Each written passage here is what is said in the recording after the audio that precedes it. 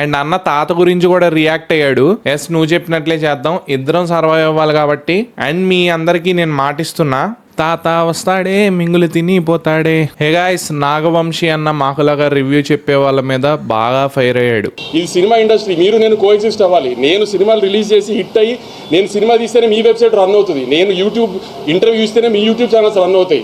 ఉంటుందిలేండి, frustration అలాంటిది. మరి so ఈ గొడవ ఎక్కడ స్టార్ట్ అయిందంటే, నాకు లాంటి రివ్యూవర్స్ రివ్యూ ఇచ్చాక ఒకవేళ గుడ్ రివ్యూ ఇస్తే పర్లా, కానీ మరీ అసలు దాన్ని ఎక్స్ప్లోయిట్ చేయడానికి ట్రై చేయకూడదు కదా ప్రతిదానికి.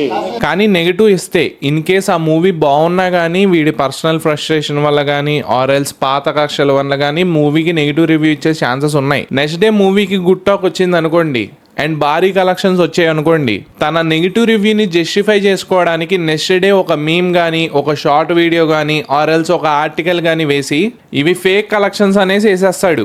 కానీ సినిమా ఆడుతున్న తర్వాత కూడా సినిమా ఎందుకు ఆడుతుందని అనాలిసిస్ మీరు ఇవ్వాల్సిన అవసరం లేదు, మీ జడ్జ్మెంట్ ఛానల్కి అక్కర్లా. ఇన్ కేస్ ఇలా చేస్తే అది తప్పే కదా మావా.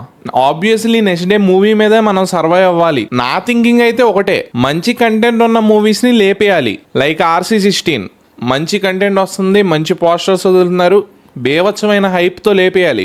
ఏం చేసినా పర్లేదు చూస్తారులే అనేసి రొట్ట మూవీస్ చేస్తారు చూసారా, like game changer, robin hood, double smart, ఇలాంటి మూవీస్ ని తొక్కేయాలి. అండ్ చిన్న మూవీస్ కొన్ని ఉంటాయి, ఐ పర్సనలీ ఫీల్ వాటి ప్రొడక్షన్ వాల్యూస్ అంతంత మాత్రానే ఉంటాయి. అలాంటి మూవీస్ ని బాగా నచ్చితే సపోర్ట్ చేయాలి. ఒకవేళ నచ్చలేదు అనుకోండి, వచ్చినా చూసి చూడనట్లు వదిలేసేయాలి. కానీ big scale movies like game changer, double smart ఇలాంటి మూవీస్ ఏం తీసినా పర్లేదు చూస్తారులే అనే హోప్తో చేస్తారు చూసారా, అలాంటి మూవీస్ని ఎక్కడ తొక్కాలో అక్కడ తొక్కాలి. మూవీస్ నాకు నచ్చకుంటే, నాకు పర్సనల్లీ బాగాలేదు అనిపిస్తే జెన్యూన్గా నాకు బాగాలేదనే చెప్పాలి. బికాజ్ నా రివ్యూస్ని నమ్ముకుని 1 lakh మెంబర్స్ ఉన్నారు.